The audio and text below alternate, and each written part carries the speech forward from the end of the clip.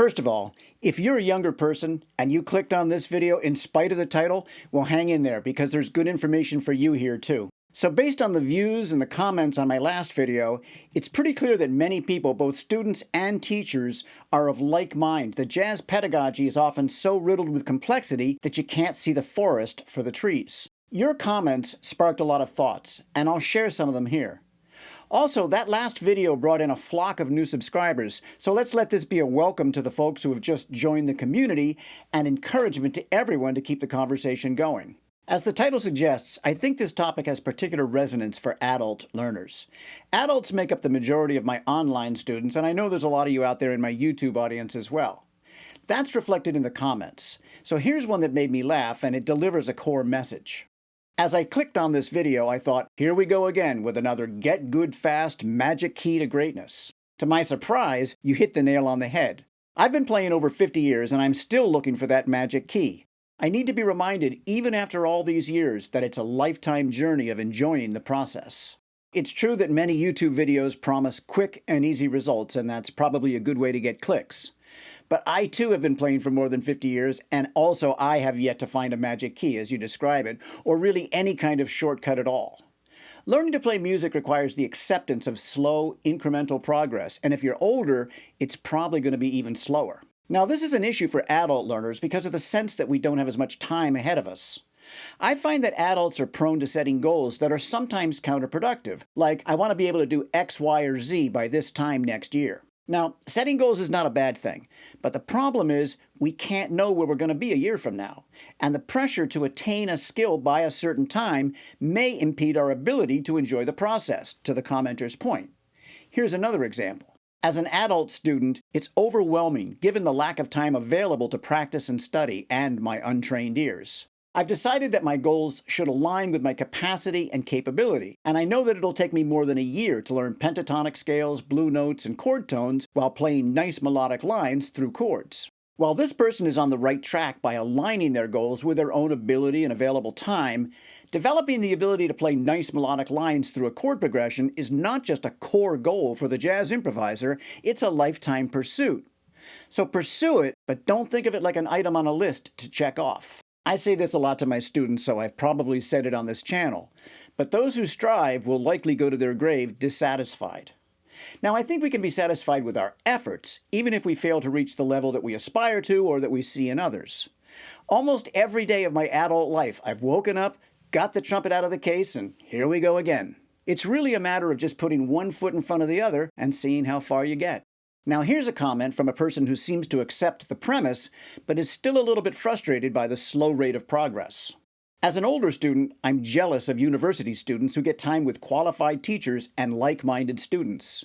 YouTube helps me scratch the itch, but at a slower, less effective rate than a dedicated 4-year program. I am able to take a lesson every week or two with a retired band director who teaches some improv along with my sax lessons. In this video, I talked about the question of whether music school is the right path for an aspiring musician, especially given the high cost of tuition and the relatively low expected rate of return.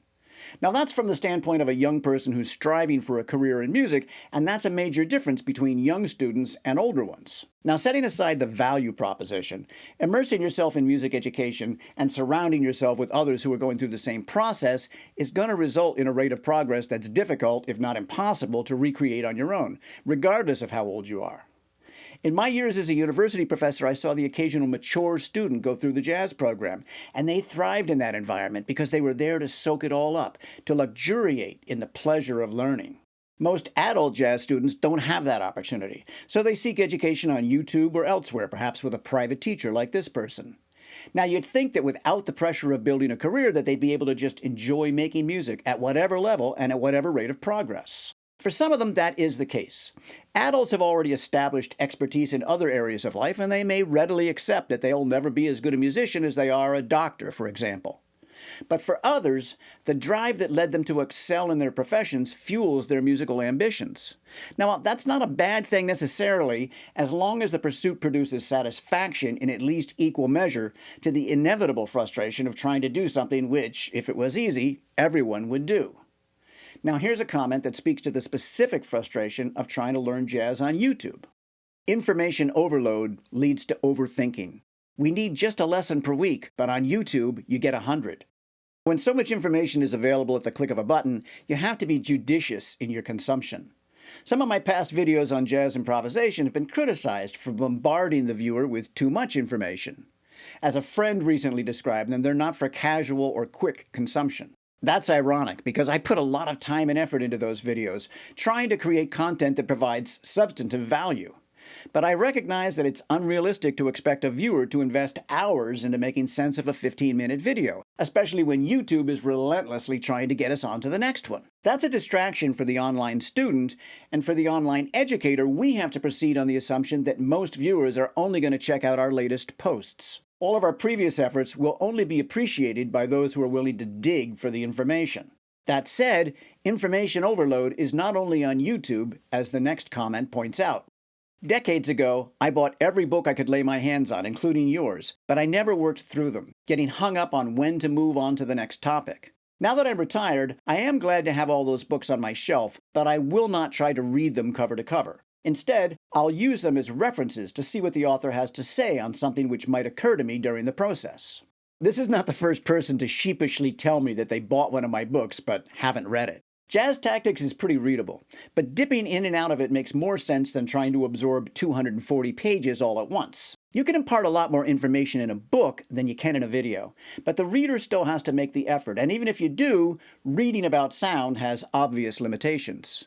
Now, videos are a great adjunct, but a lot still falls on the creator to present the information in digestible portions, to my previous point, and on the viewer to take what they see and hear and apply it.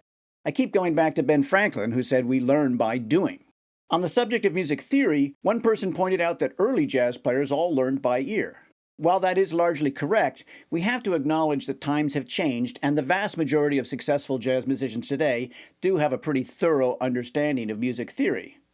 One of the challenges of teaching is that our years of information acquisition threaten to overwhelm a student's capacity to absorb it in the here and now. Still, an understanding of music theory cannot replace or surpass the use of the ear. And on this topic, another person writes, "What I find to be the most frustrating is how to bridge the gap between applying theory and playing from a more intuitive or ear-driven place.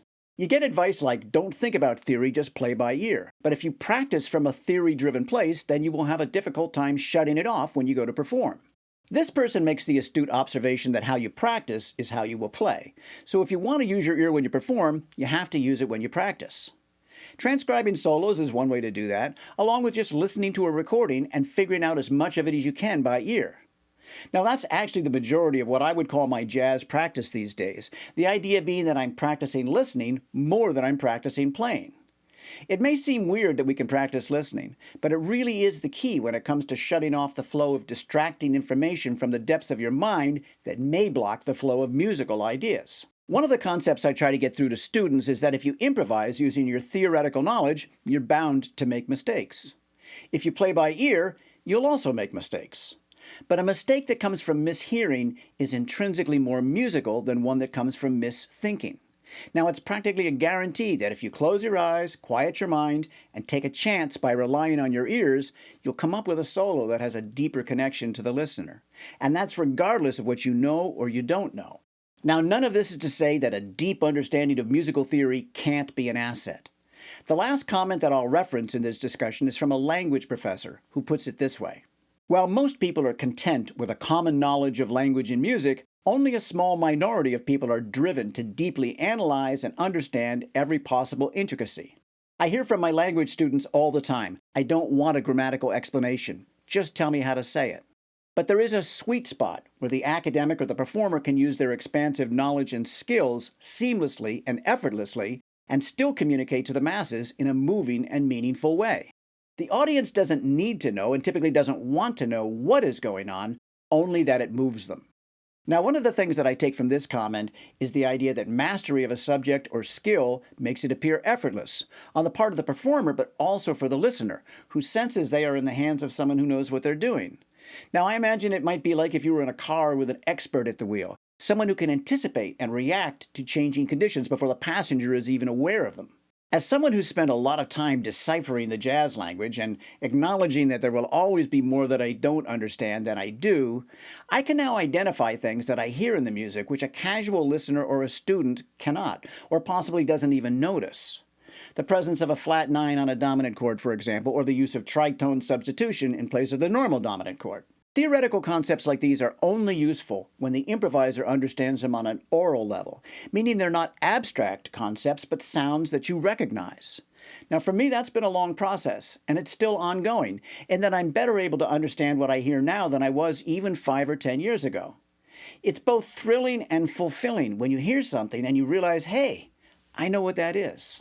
Pat Metheny, in a great interview with Rick Beato, said, "The idea is to show people the changes. Look how cool it is when this note changes to that note." Now I love that. It's like the chef who comes out of the kitchen and says, "Taste this." The idea that we share what we know and what we love about music in a way that makes the listener want to know it and love it as well, well, that strikes me as great teaching. That's my goal, and if you're with me on that, well then please give this video a like and do that other thing which you know will help us stay in touch.